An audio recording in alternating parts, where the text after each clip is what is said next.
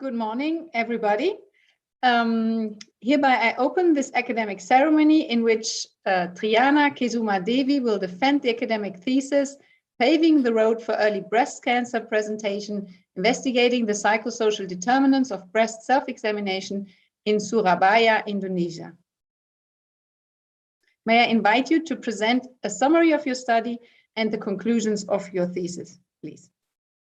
Yeah.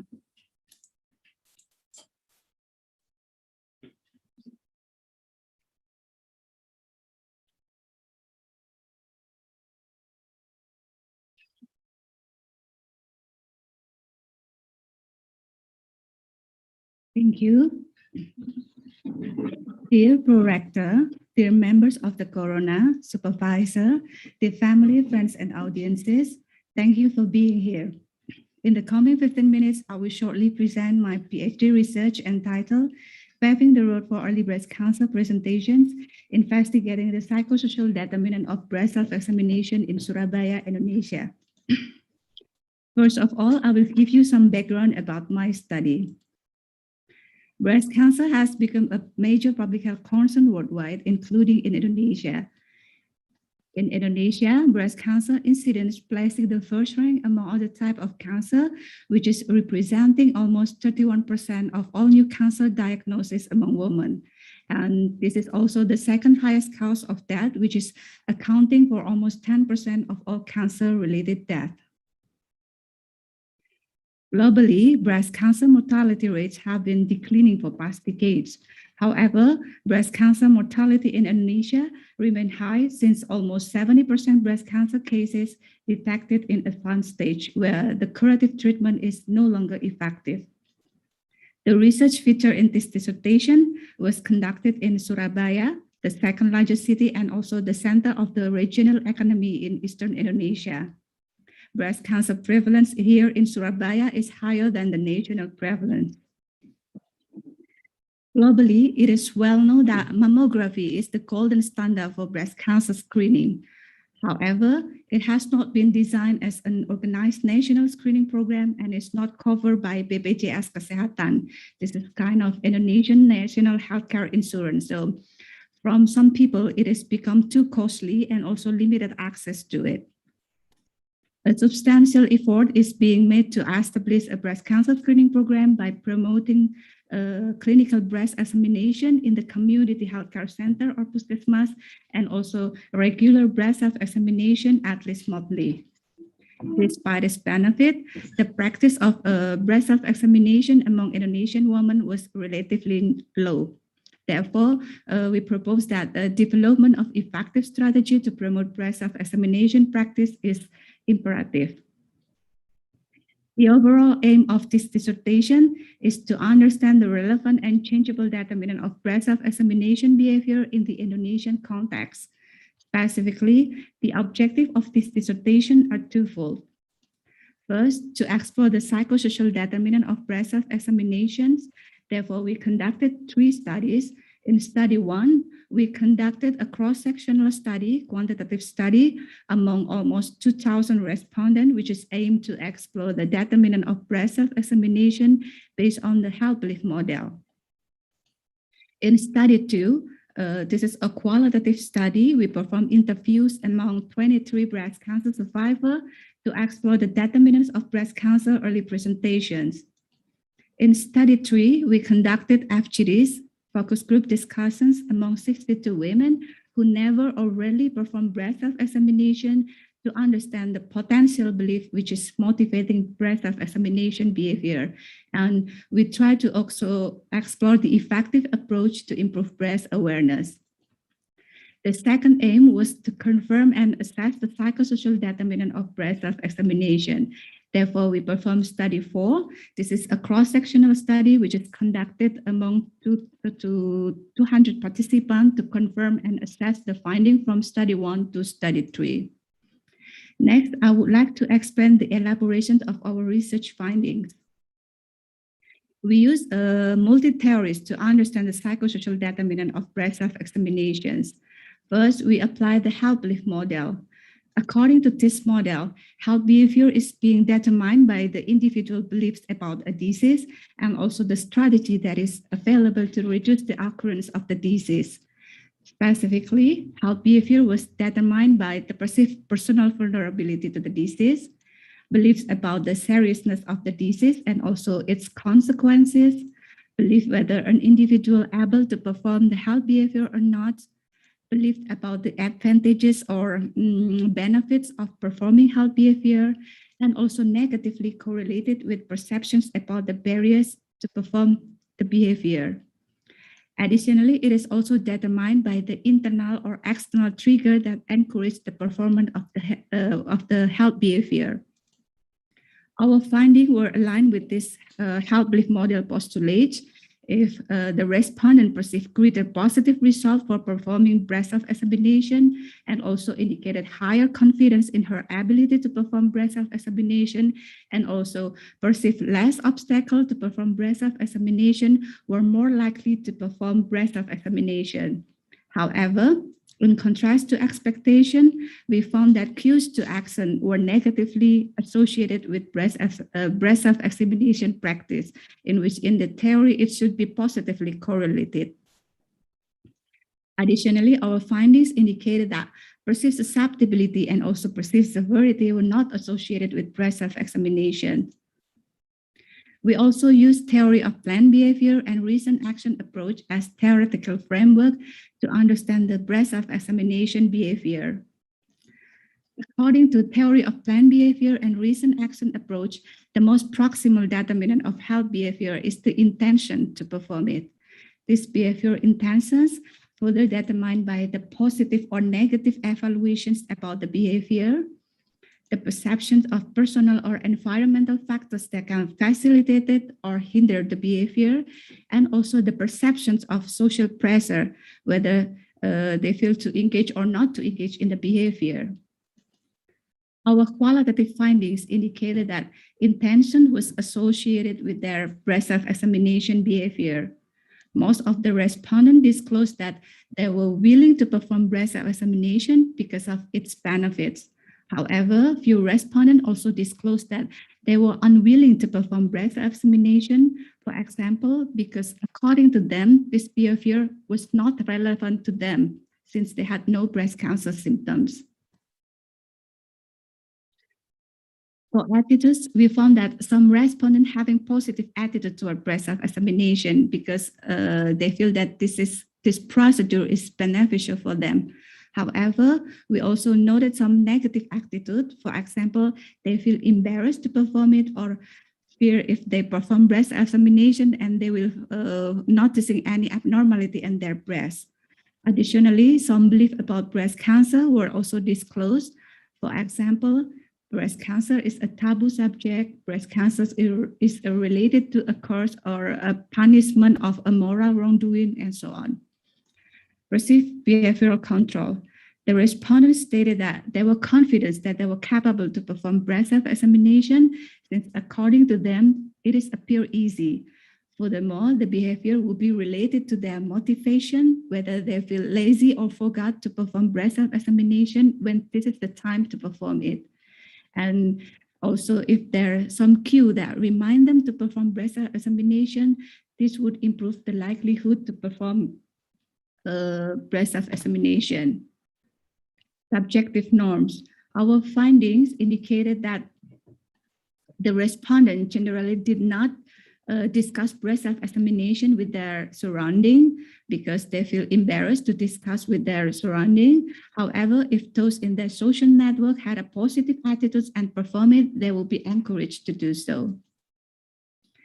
In addition to those postulated by theory of planned behavior and reason action approach, we identify other factors that is associated with breast self-examination in our qualitative study in study 2 and study 3. The risk perception. Women with previous health-related experiences reported for having greater awareness about any abnormality in their body and also indicated high-risk perceptions. According to the respondent, this high-risk perception was also related to genetic factors, and some people disclose some misleading information. For example, breast cancer was caused because they were sleeping with bra, wearing bra, or storing the money on the bra instead of on wallet, also wearing dirty bra, and so on. Other factors is knowledge. We found that lack of breast cancer knowledge and breast self-examination knowledge was evidence among our sample. Most women ever heard about breast cancer or even witnessing their family or their relatives suffering from breast cancer. But when being probed, they cannot explain the nature of breast cancer.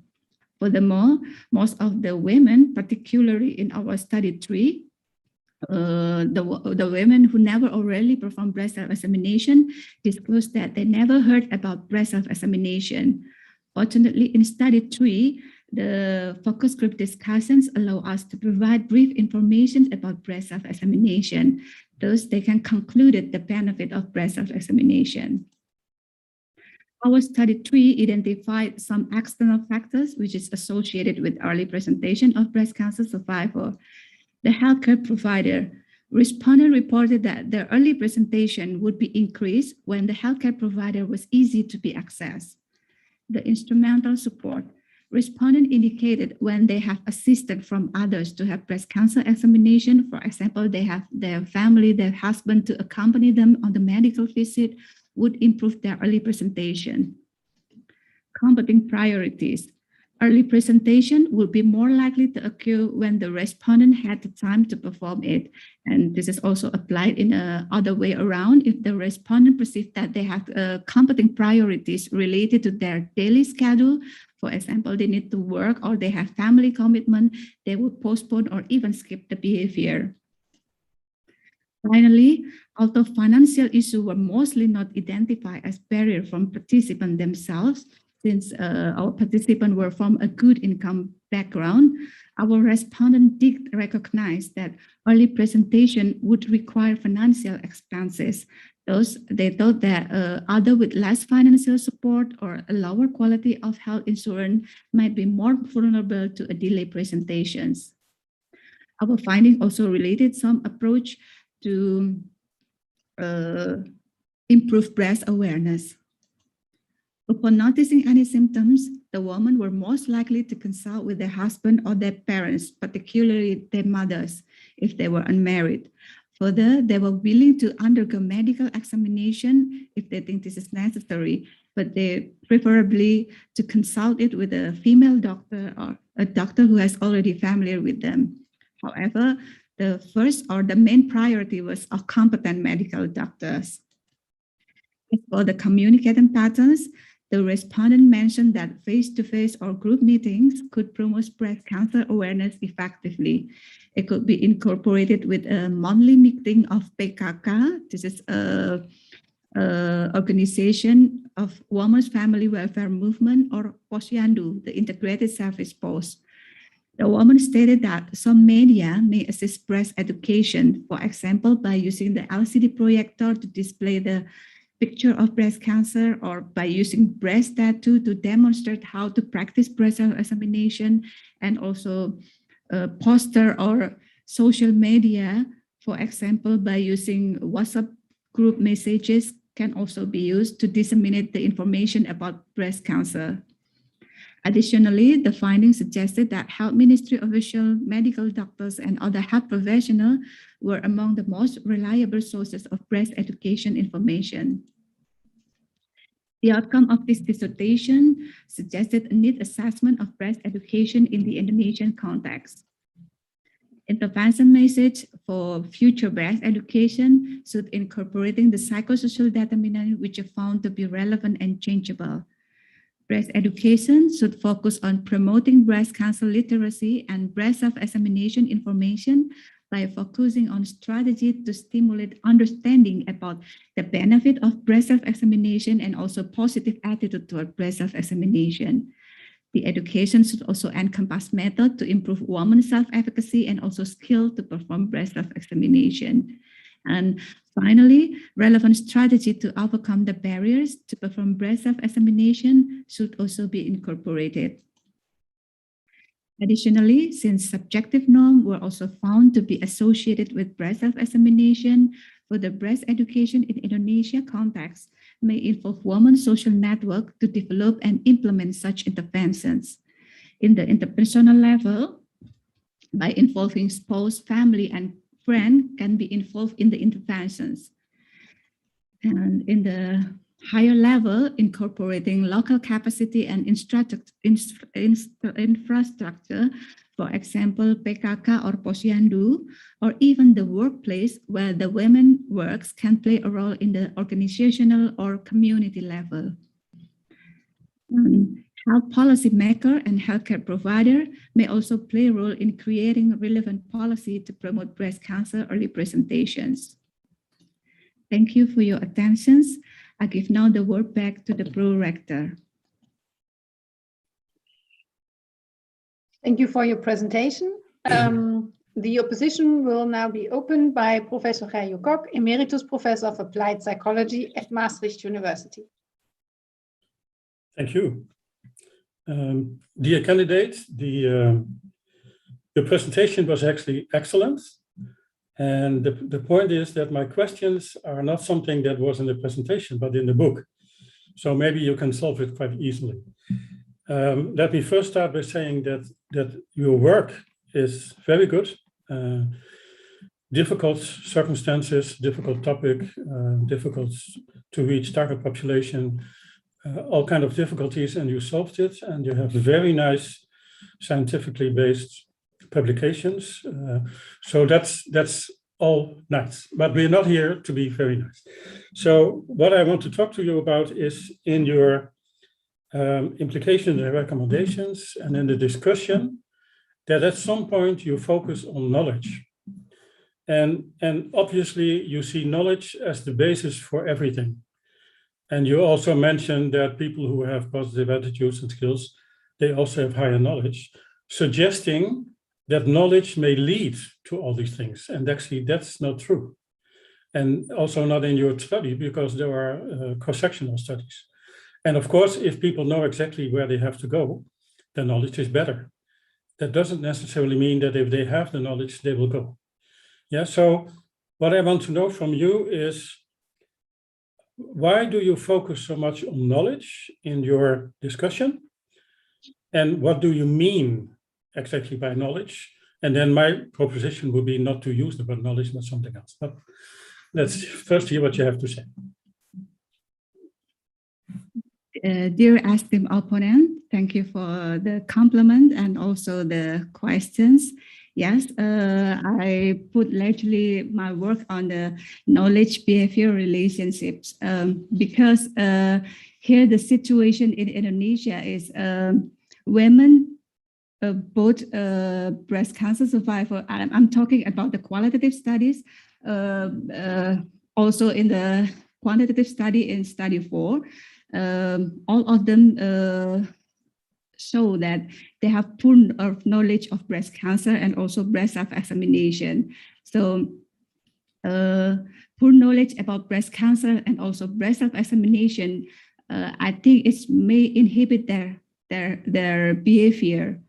I also remember the consensus wisdom who believe that uninformed or misinformed individual cannot produce a targeted behavior. This is well reflected in my qualitative studies. Some respondents that indicated that they slightly know about breast cancer, but they never heard about breast self-examination. So it is, for me, it is reasonable that they cannot perform breast self-examination because they didn't ever heard about breast self-examination. So how come they perform it? So I believe that knowledge become important and should be regarded as a first line for breast cancer education in Indonesian context. However, also the finding from study 2, some breast cancer survivor disclosed that they know about breast cancer, they know about breast self-examinations, and some of them also not performing breast self-examination. So they know, they have the knowledge, but they don't perform the behavior. So from these findings, I suggested as what I wrote in my proposition that knowledge is necessary, but it seems it's not strong enough to motivate behavioral change. So. Okay, can I just interrupt you? That I agree with that, but I still, how do you say this? At some point, the whole world was smoking cigarettes, and then at some point somebody invented that cigarettes smoking leads to lung cancer and that you die. Mm-hmm. We told that everyone. Some people stopped. Most people didn't because they couldn't stop. Yeah, so what I mean is you need information for everything. That's absolutely true. If you don't know that it exists, you will not do it. But if you know that it exists, but you are not motivated to do it, it still doesn't work. So just knowledge as knowledge is never, almost never enough. And actually, I think you say the same, but I still have there is a kind of undertone, as long as we tell people that it exists, it might actually help. And I would be very careful about it. You have to tell that it exists and at the same time do more. Yeah. Thank you for your additional questions, but actually I'm not finished yet with my explanation previously. So I think that, yes, knowledge is important, but from the previous study 2 result that also indicated that they know the knowledge, but it's not enough to motivate behavior change. So we need to also target other behavior determinants that maybe influence the breast self-examination behavior. So I found in my study, for example, that I previously described in the theory of planned behavior and also recent action approach, there is the risk perception that promote the breast self-examination behavior. These risk perceptions were developed by the knowledge about the breast cancer risk factors.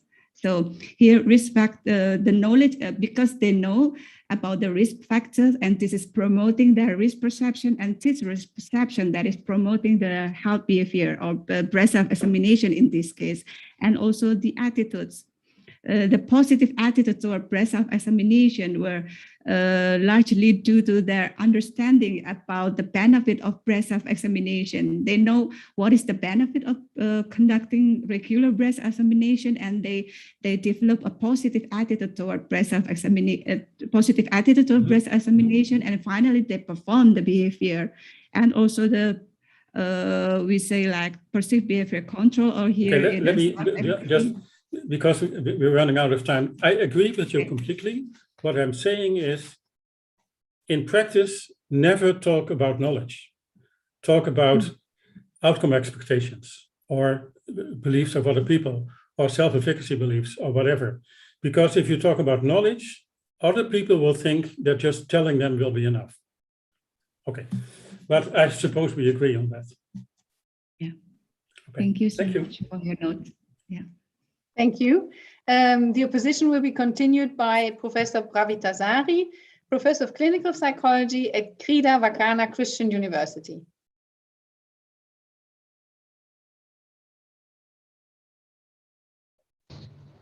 Thank you very much, Professor Ute, Prorector. Mrs. Triana, I wrote in your book that you exactly or explicitly mention about culturally sensitive to promote breast self-examination.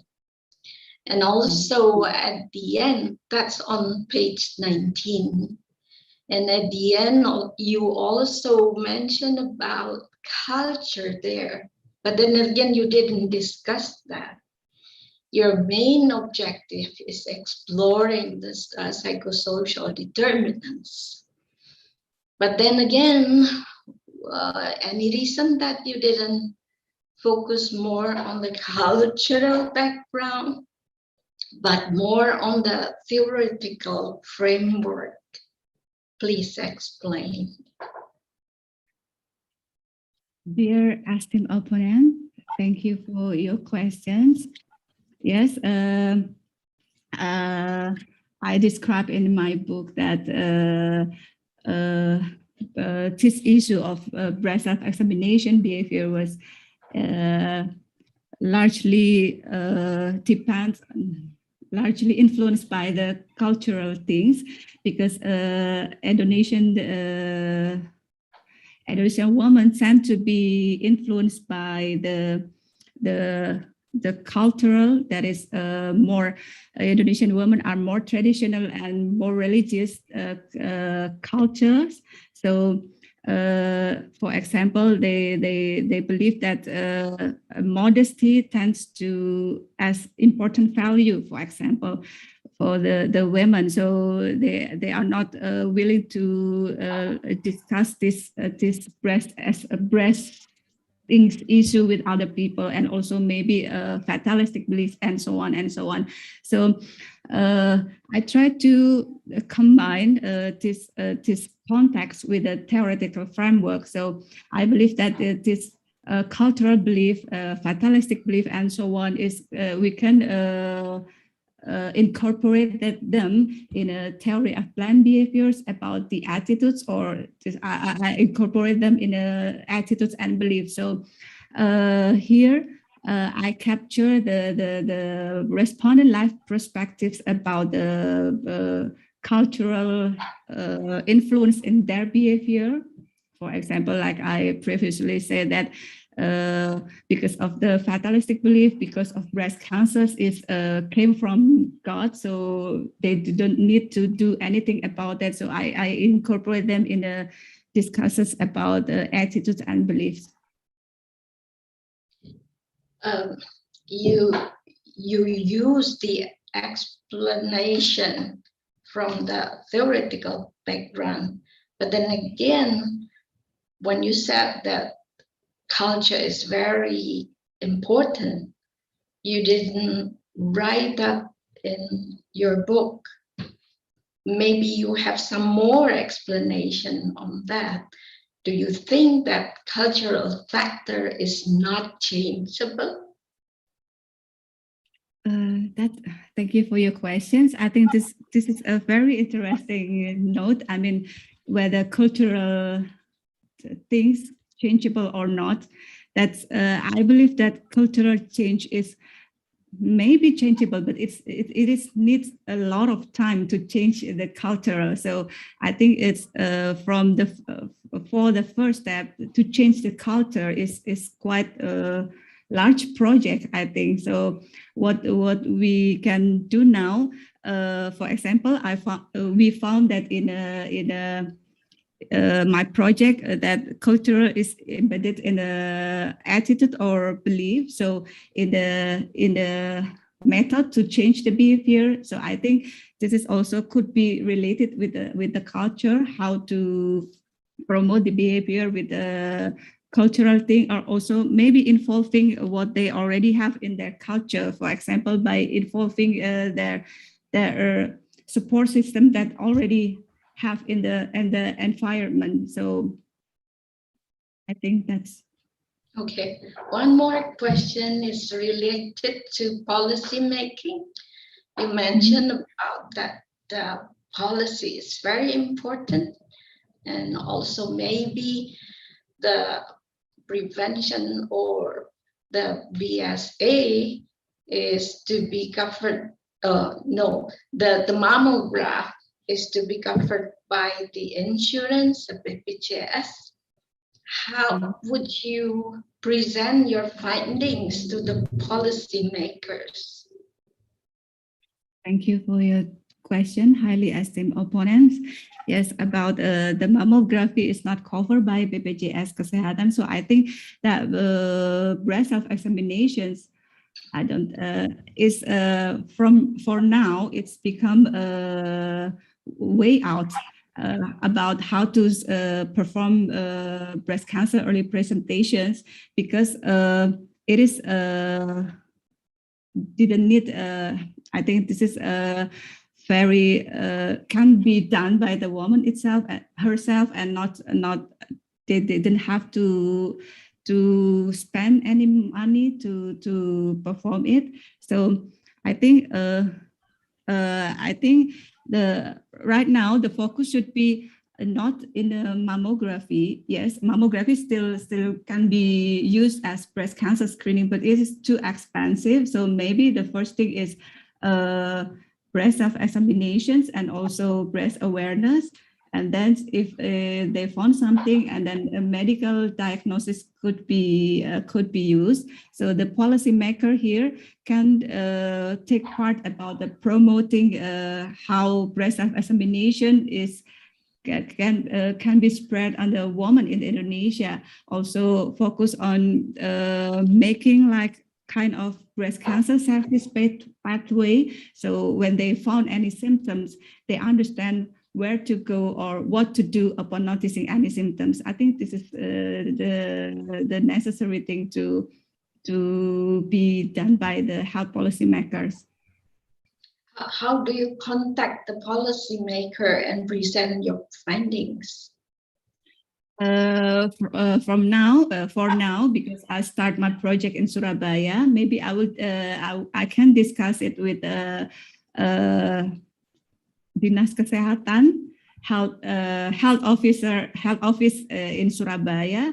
Maybe that could be the first step that I could do to disseminate this information about breast self-examination and breast cancer. Okay, thank you very much. I return to Prorector. Thank you. Thank you. The opposition will be continued by Professor van der Borne, Emeritus Professor Patient Education at Maastricht University.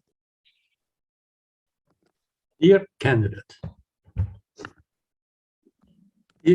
I read your dissertation with great interest.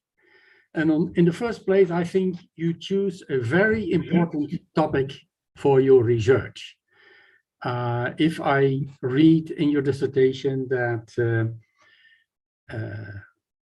about only 40% of the women do breast examination, and that many women are diagnosed with breast cancer at a very late stage, that causes a lot of suffering in your country.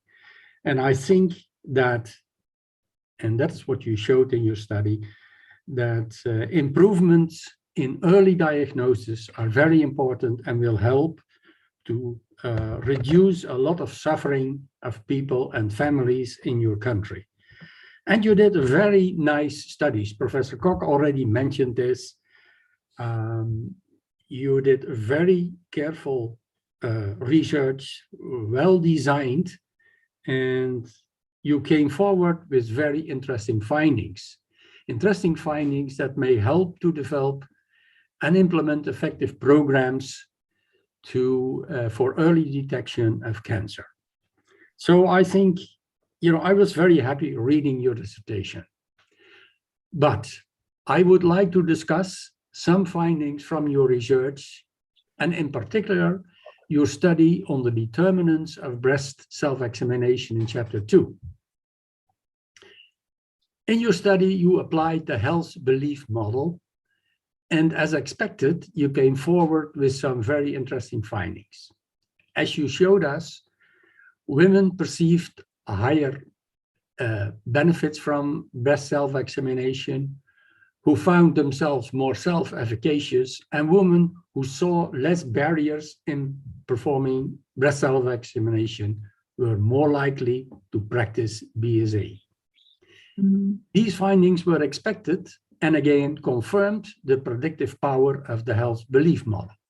However, a surprising conclusion in your study is that women who scored higher on cues to action were less likely to perform breast self-examination. This finding I would like to discuss with you. My first question, how would you explain this unexpected finding?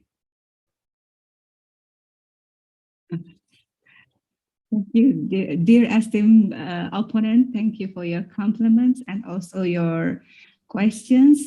Yes, this is, before I answer the questions, I would like to remind that when I generate the data for study 1 or chapter 2, I used the Indonesian versions of champion health belief model. So this is already established scale, and I translated to Indonesians, and then that's come about the cues to actions. Because I think the result is the result that we find now, that this is because of how this variable is being probed. So cues to actions were generally probed about general positive health behavior. For example, the question like maintaining healthy diet, adherence to physician recommendations, or regular exercise, rather than asking about internal or external trigger that encourage the breast self-examinations behavior. So we speculate that the participants with this type of cues to actions might have a higher health optimism regarding their health status. Because we understand that previous studies indicated that in most cases, this health optimisms associated with greater physical or psychological well-being, but it may also result in reduced health protective behavior. And then health optimism maybe also become unrealistic optimisms.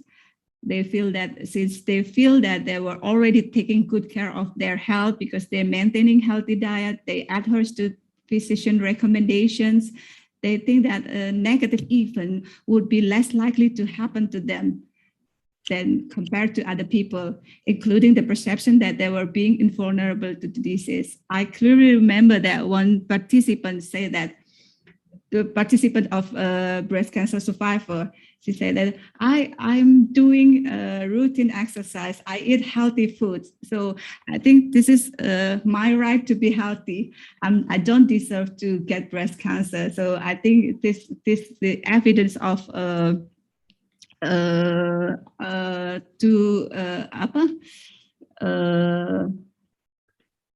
unrealistic optimism. Yeah, well, yeah, so basically what you're suggesting is that cue to action was not really measured in a way as you think it should have been. That's some kind of what you said. Okay. What you also found in your research is that women who had breast cancer, experience with breast cancer in the family, were more likely to perform breast self-examination.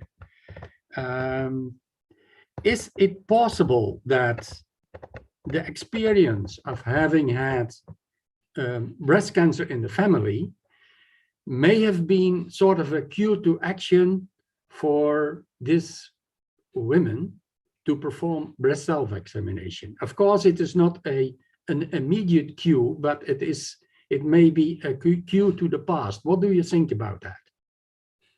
Yes, I think, thank you for your question, highly opponent. Yes, I think so, that having the family or relative or maybe close friend that suffer from breast cancer, it's kind of activated their alarm and maybe activated that this is a cues that they need to perform such behavior so that they cannot, they will not suffer from breast cancer.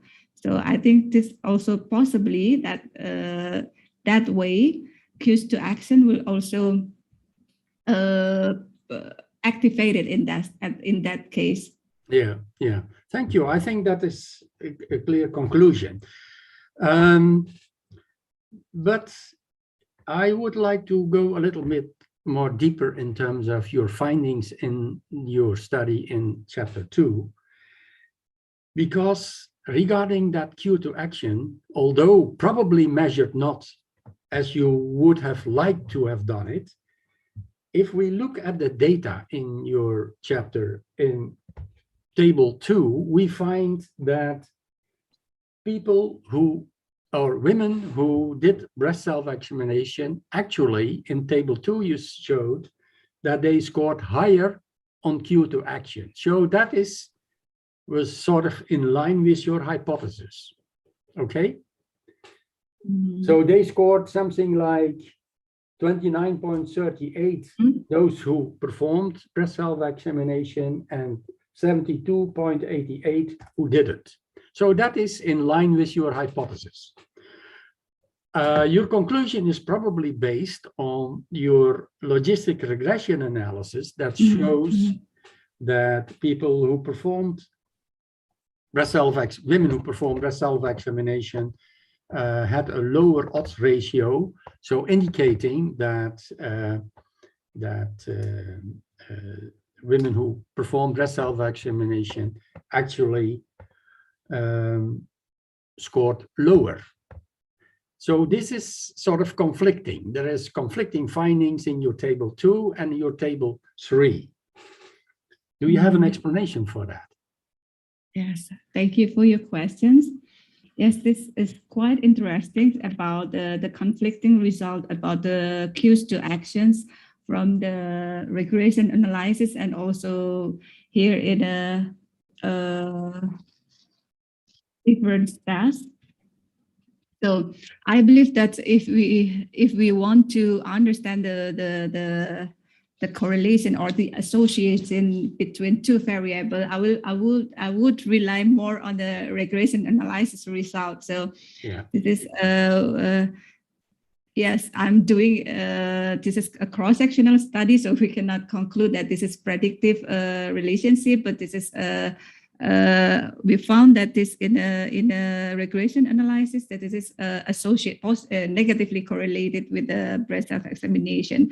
However, in a table 2 comparison of the factors among performer and non-performer, I believe that also this cues to action, the women who perform breast self-examination, so higher cues to action than the woman who not perform breast self-examination. So I think from this data we cannot conclude that this is so cues to action in my point of view. So yes. I believe that we cannot conclude that this is associated with the breast self-examination behavior, but this is showing us the kind of distributions of our sample. So in this group, this is having a high cues to actions, and this group having low cues to action. Yeah, thank you. I agree with you regarding your conclusions about the using the logistic regression analysis finally to draw your main conclusions. On the other hand, did you in your study also look at possible interactions between the variables, or did you do sort of a hierarchical kind of logistic regression that might have helped you in terms of understanding which variables were responsible for the fact that cue to action changed from sort of a positive relation in the bivariate analysis to a negative relation in the multivariate analysis? Thank you for May I your ask you to give a short answer so that we can also have some time for the other opponents? Thank you. Yes, I believe this is interesting things to do. I did not do that in my study, but I believe this is a sort of important thing to do, so we can generate more comprehensive understanding about the nature of relationship between cues to actions and also breast self-examination in my population. So thank you for your suggestions. Yes, thank you very much, and lots of success with your research. I'm very happy with your answers to my questions. Thank you. I would like to give the word back to the pro-rector. Thank you. The opposition will be continued by Dr. Philip Verdijn, Associate Professor of Social Psychology at the Department of Work and Social Psychology at Maastricht University. Dear candidates, first of all, before asking my questions, congratulations with having written such a nice dissertation. I mean, it consists of a nice set of interconnected studies, which are all really aimed at answering your key research questions. And you have a nice mix of quantitative and qualitative studies. And I also really enjoyed reading it because overall, I think this should be stressed. It was really clearly and well written. So congratulations for that. I would also ask you, like to ask you perhaps a naive question. So forgive my naivety, if that is English, in the sense that you make use of let's say well-established theoretical models, which have already proven their value for a wide range of different health behaviors, and also you described actually quite a lot of empirical studies which have already been conducted on, let's say, cancer screening or even breast self-examination in other countries, including in low and middle income countries. And then you said, yeah, of course, but we need to be careful. We cannot simply generalize from these studies to an Indonesian context, a bit relating to the discussion you had on culture, because I mean, there might be all sorts of specificities and we cannot simply generalize like this. But then I was wondering, why not? I mean, imagine you would have generalized. Well, let me maybe rephrase the question differently. When you started your dissertation, what were your expectations beforehand of which determinants would play a different role in the Indonesian context? And now, if you look back at all the results you have, and you look at your final model, which you created based upon the 4 studies you conducted, which results stand out that you would not have been able to guess based upon prior empirical and theoretical work? Dear esteemed opponent, thank you for your questions and also your compliments about our works. Yes, that's quite interesting questions. Why I do not, you asked me about why I do not just rely on the previous studies about breast self-examination or breast screening, just based on their result. So I don't have to perform this specific result in the Indonesian context, because first of all, what I imagine in the first place is I want to conducted interventions to promote breast self-examination in the Indonesian context. So before I did that, so I need to do the need assessments about what factor would be related to the behavior in Indonesian context. And yes, I read about many previous studies, as also in the lower and middle income countries with this kind of result.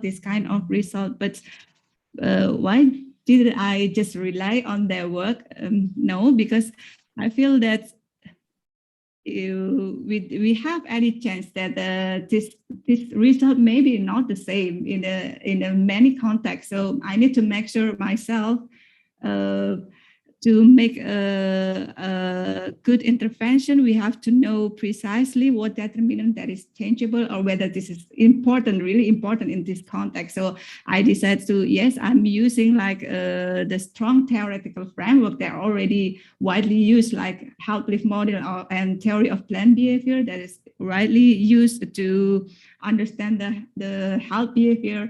And also I need to also fit this in my context, in Indonesian context. So I need to really know exactly what happened in the population that is being studied.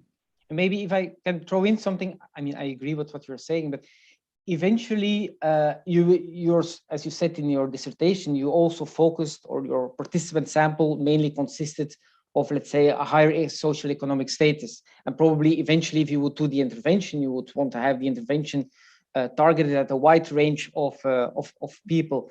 So then again, the same problem happens, right? Because then you validated your model again in a somewhat different sample or a different context to where you will eventually go for to implement your possible intervention in the future, even though I know it's one of the key steps in the entire approach. I fully know that, but is it not like, you will again be confronted with the same problem in the future, because in the end, your population will again be different. Yeah, thank you for your question. Actually, we designed the study, for example, in the study 1, this is a cross-sectional study that I need to understand the general populations, health behavior or general population. So I conducted a cross-sectional study by relying on health belief model.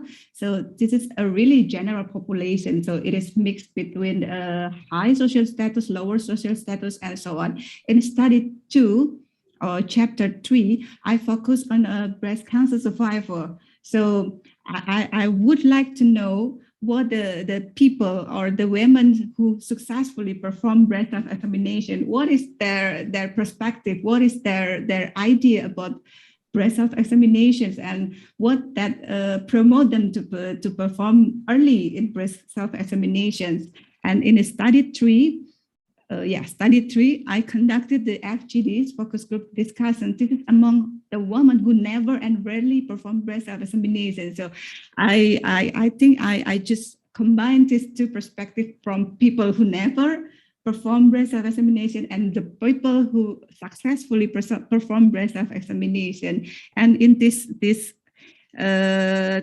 study 3, the participants were from lower socioeconomic, mostly from lower socioeconomic compared to the successful one, the study 2. So I think this 4th study is not specifically only on one demographic variable, but we designed to include that possible determinant, possible demographic variable that we can.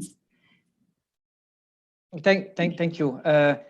I think your studies are very valuable. Don't get me wrong. I just wanted to push you a little bit on this.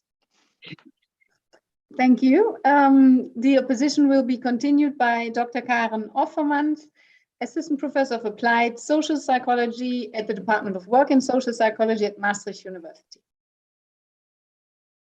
Thank you, Frau Rector. Dear candidates, thank you for the very clear presentation, and also compliments and congratulations from my side with the completion of this very interesting PhD thesis on this very relevant topic. Focusing on self-breast examination is also specifically relevant in this context, where other screening methods are less feasible to use, or less accessible, or maybe too costly, right? That being said, I would also like to ask you some questions about your work. In your introduction, you indicated that there are important structural factors that influence early detection of breast cancer. Different indicators of socioeconomic position, such as the level of education, social status, and a higher income, have shown to be associated with early detection of breast cancer. And this result actually also holds true for many other countries, even high-income countries such as the Netherlands. The higher the socioeconomic position, the earlier the detection of breast cancer, and the better the treatment outcome and the survival rate. In fact, results of the logistic regression analysis you present in chapter 2 also indicate that educational attainment with an odds ratio of 2.45 is a strong predictor of breast self-examination behavior, even the strongest one of all determinants included in that model. Although I realize that the study samples you focused or that you used for most of your studies have a higher socioeconomic position, except for the study presented in chapter 4, I would like to ask you to reflect upon 2 questions. To what degree do you think that the insights of your thesis and the recommendations for interventions can be generalized to this even more vulnerable group of women coming from a lower socioeconomic position? And what do you think is needed to realize that women with a lower socioeconomic position, the most vulnerable group for being diagnosed in an advanced stage, could be diagnosed in earlier stages to enhance their treatment outcomes? Dear esteemed opponent, thank you for your compliment and also questions. I believe that in my opinion, this procedure of breast self-examinations can be applied to both from higher social status and also lower economical status. Why? Because this procedure is I think it's quite easy to be performed. So I think it's not needed any financial burden, because I understand that maybe if someone who came from a high social status as well, I think they would not perform mammography routinely, because they need to cost money. So I think it's more what do you call effective if they perform breast self-examination regularly, and then if they found any abnormality, and then they go to medical examination, for example, also for mammography. So I think this procedure can be applied to any social status. But do you think that women with a lower socioeconomic position would maybe not perform breast self-examination because they know if they find something, they need to go to a doctor, and that will cost a lot of money, which they don't have? So how could that be solved then? Yes, I think the answer of these questions, I would like to explain a story from one of my participants from the breast cancer survivor. One of them, only one of them, came from a low economic background. So actually, she cannot afford the mammography price and also the treatment for the breast cancer, but they have high motivations to cure herself. So she asked their family to support her to pay for the mammography. She said that she had a lump in the breast, and she said, I need to know what is it. So I need to perform the medical check to make sure what is it. And when she know what is it, and she will perform the medical treatment. But for medical treatment, it's actually it is also supported by the health insurance. So BPJS Kesehatan, Indonesian National Healthcare Insurance, also cover this treatment cost, but maybe with what do you call it, with standard treatment. If the woman wants to have a high level of care or treatment, they need to pay more health insurance, or most people in study too, they prefer to go abroad to take care of their treatment. Okay, so I'm not doubting that breast self-examination can be used in both groups. I'm sure it's very useful for both groups, but do you think maybe that other determinants could play a role for the lower socioeconomic position group than for the higher socioeconomic position group? Which could maybe also result in a different approach for an intervention or communication or...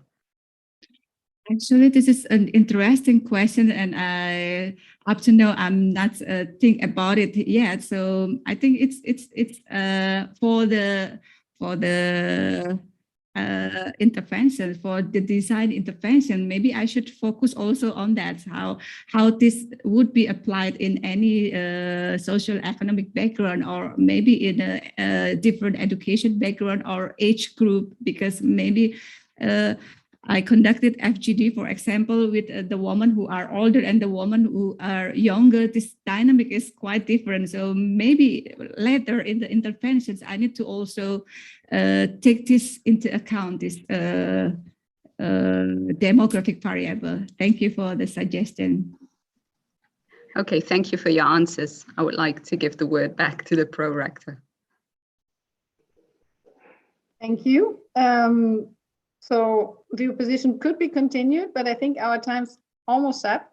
But in principle, we would continue the opposition with Professor Ravitasari.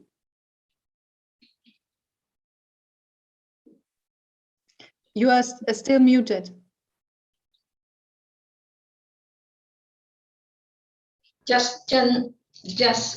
wonder about the method that you use. You use qualitative method to explore the variables, the social determinants, psychosocial determinants. I wonder, is there any unexpected result of your findings? Because qualitative method is open for many, many different kind of findings. Is there any? Yeah, thank you for your questions. Let me think for a second. I think for what we from our findings, I think all of the data were from comply to those the. Who asked? Triana Kesuma Devi, the time appointed for defending your thesis has passed. The degree committee will now withdraw to discuss the quality of your thesis and your defense. I request that you and your company await the results of our deliberations and our return.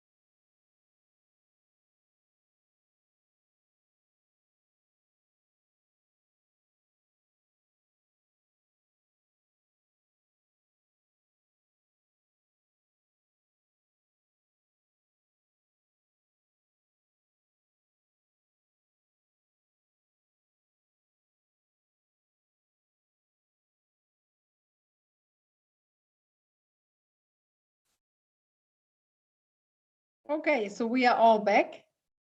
Triana Kesuma Dewi, the degree committee here present online, has assessed the quality of your thesis and your defense. In view of its positive verdict and taking into account your previous qualifications, the degree committee has decided to grant you the degree of doctor. Professor Reuter is authorized to confer upon you this academic distinction in accordance with Dutch university custom. I invite your supervisor to now take the floor.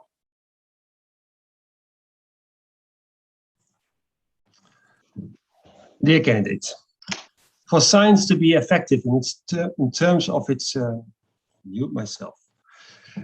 Sorry.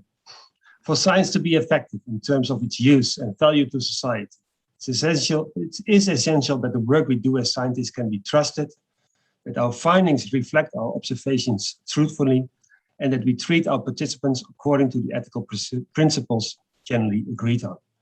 Therefore, I would like to ask you the following question. Do you promise to work in accordance with the principles of scientific integrity at all times, to be careful and honest, transparent, independent, and responsible? I promise. Thank you. By the authority vested in us by law and in conformity with the decision of the committee here present online, I hereby confer upon you, Triana Kesuma Dewi, the degree of doctor, and grant you all rights attached by custom and law.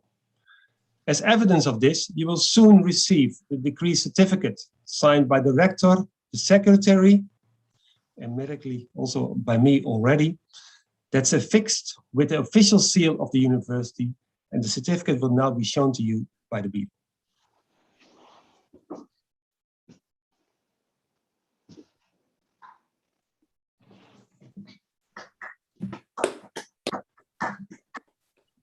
I will now give the floor to your wonderful supervisor, Dr. Kalemassar.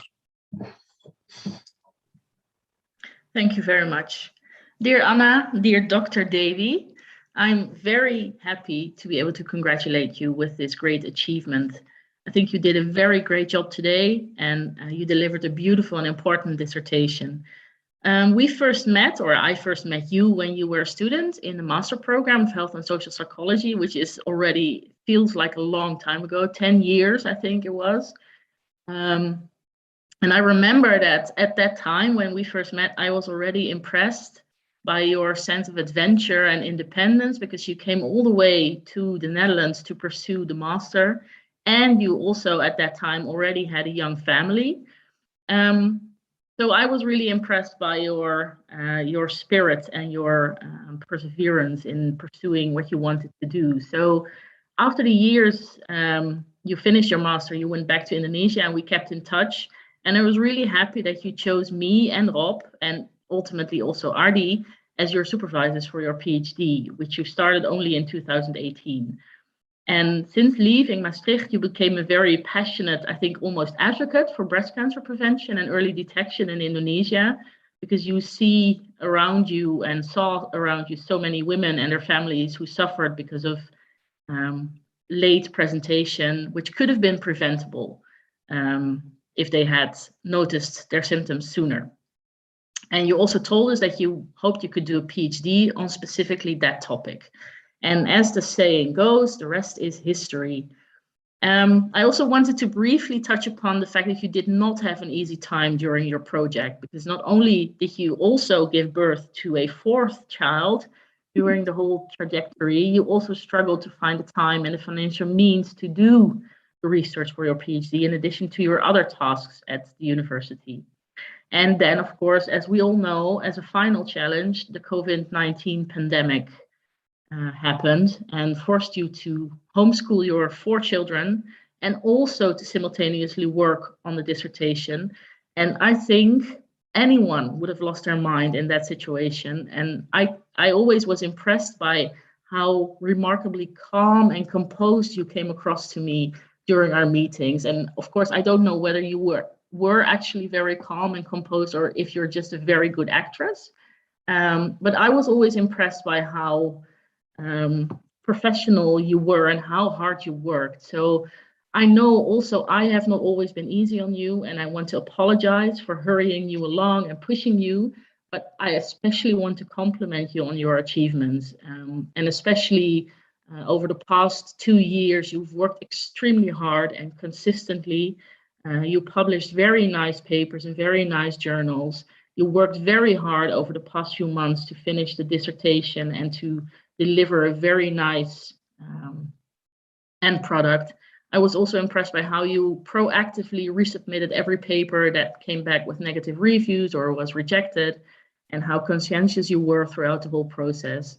And I think that this result of your hard work definitely shows, and I hope you are as proud of yourself as I am of you.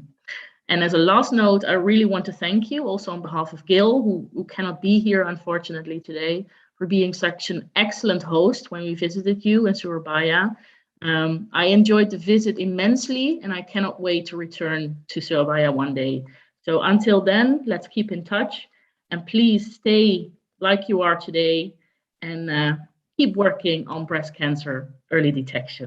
All the best from me. Thank you.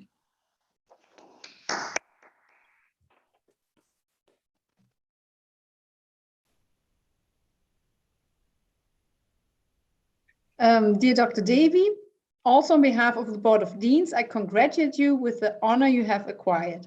I hereby declare the ceremony to be ended.